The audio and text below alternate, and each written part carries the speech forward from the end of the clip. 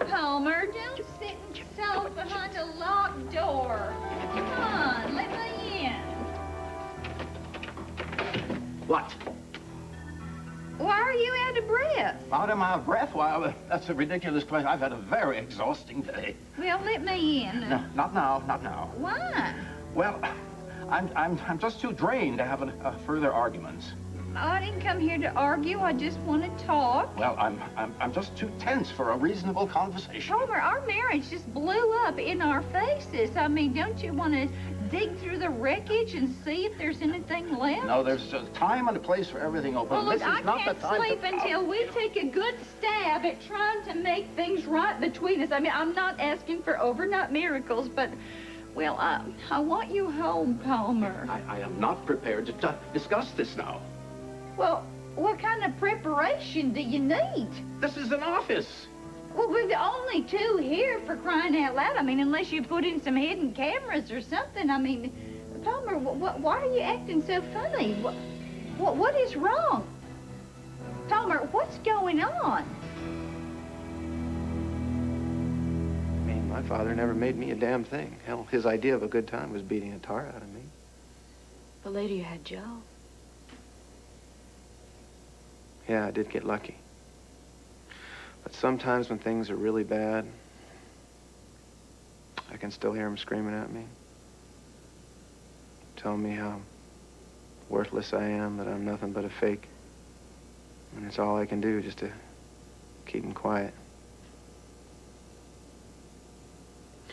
And I'm not saying this to get sympathy or anything. I just want you to know that I understand how you feel about Seabone. Ray had a lot of power over me. Still does. Old Buzzard's dead, and I'm still fighting him off. When my dad left, it was like the sun went down and never came up. Problem is that I really love the man, you know? And I still do. And all he cares about is Dell. He meant the whole world to me, that man. And he didn't love me ever. Not one little bit.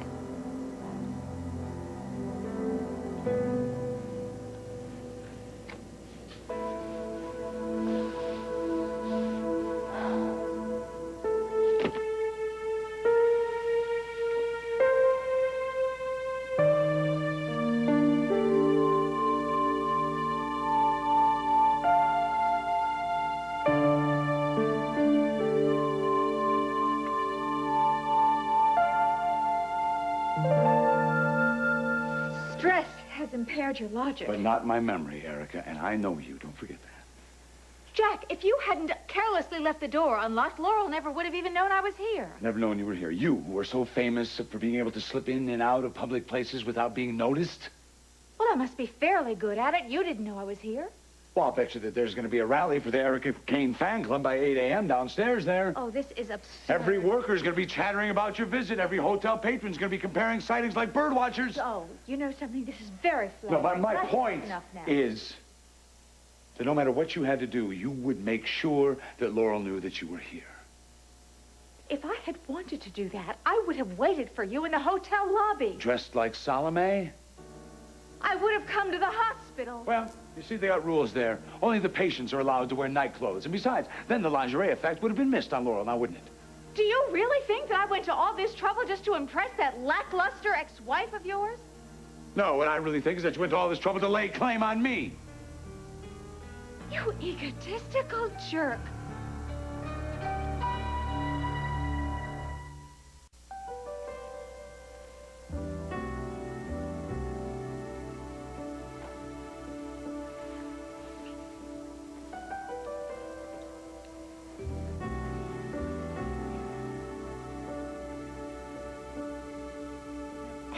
Look at that. You see the way he's sitting there? That means he really likes you. He must be really good with animals. Mutt's not the only terrific critter around. I'm partial to the Tin Man myself. He's a great kid. So is Lily. Yep. I'd say they make a great combination. Trevor.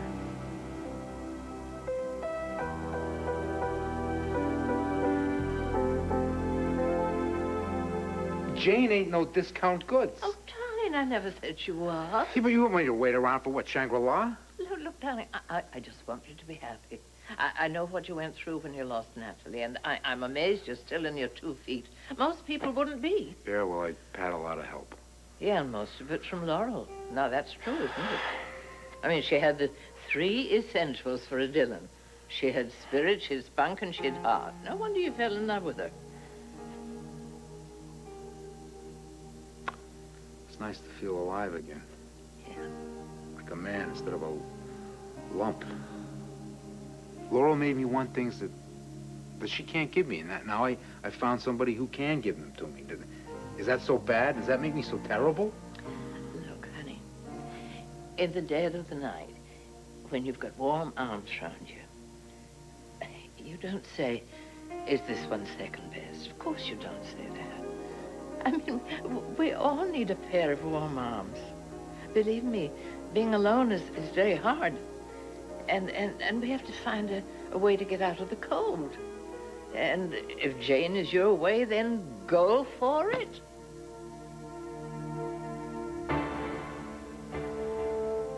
I can't switch gears at the drop of the hat.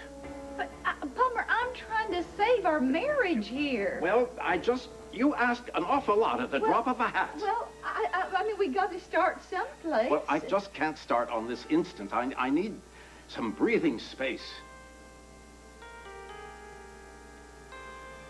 Well, you got it, mister.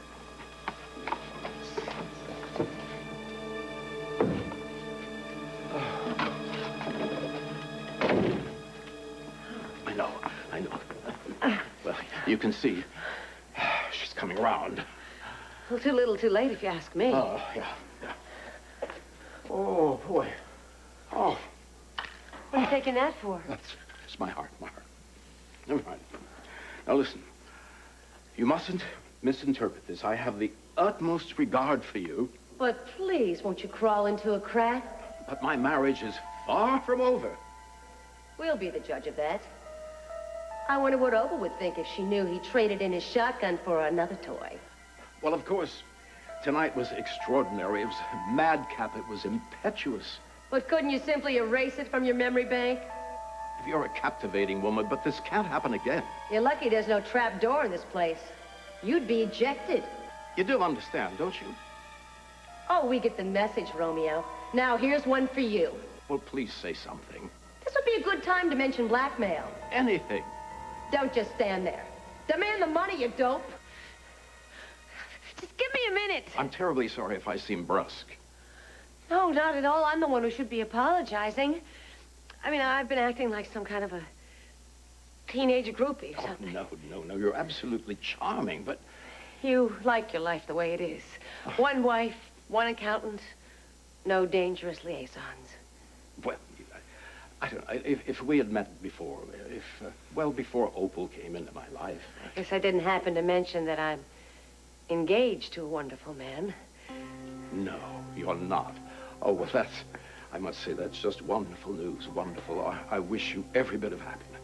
Trevor Dillon. Trevor Dillon. Oh, he's a fine fellow, top drawer. Oh, I know he's going to make you so happy. This is a night I'll treasure for the rest of my life. In the privacy of my own room, of course.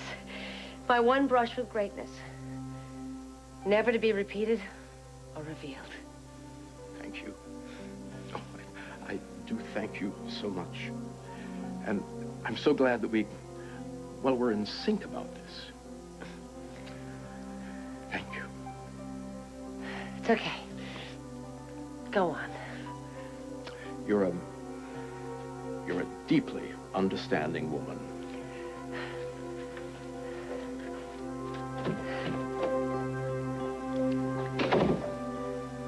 I'm calling Dr. Jaffe. You should give me a standing ovation. That was the command performance of my life. Oh, you lusty legend. Take me in your... I don't need a replay. Cold, hard cash is what you need. And your source just bailed on you. Now what are you gonna do? There's more than one way to skin a mogul. And I've got a beaut.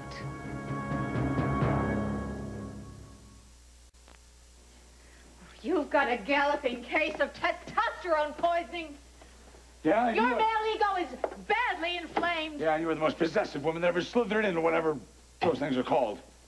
You think I want to possess you? I think if you had a choice, you would brand me like a prize stud bull. Property of Erica Kane. Trespassers will be prosecuted. You pompous ass!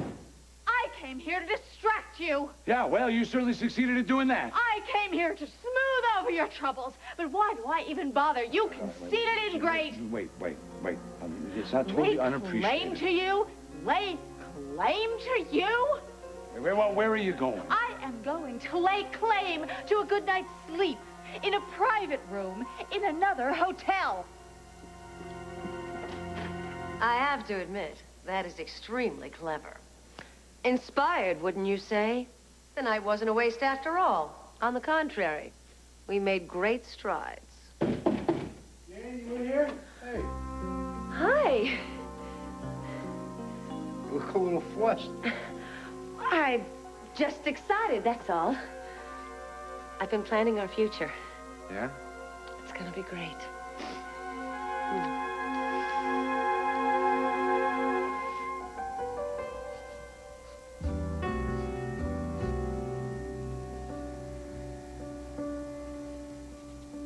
So what do you care if I get married or who I get married to? You passed, I'm moving on, now you stay out of it. Trevor, I know I hurt you when I turned you down. And I guess I hurt you badly. I'm sorry. But please, don't marry Jane just to prove you don't care for me.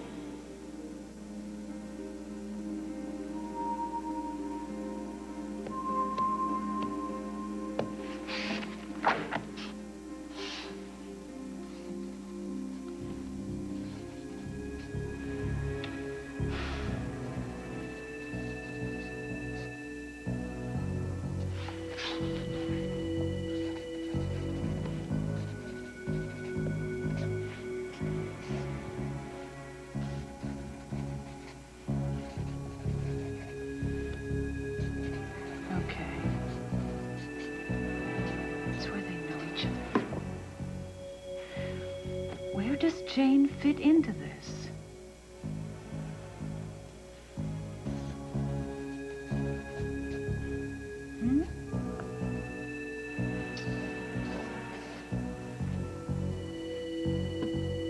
What is the connection here?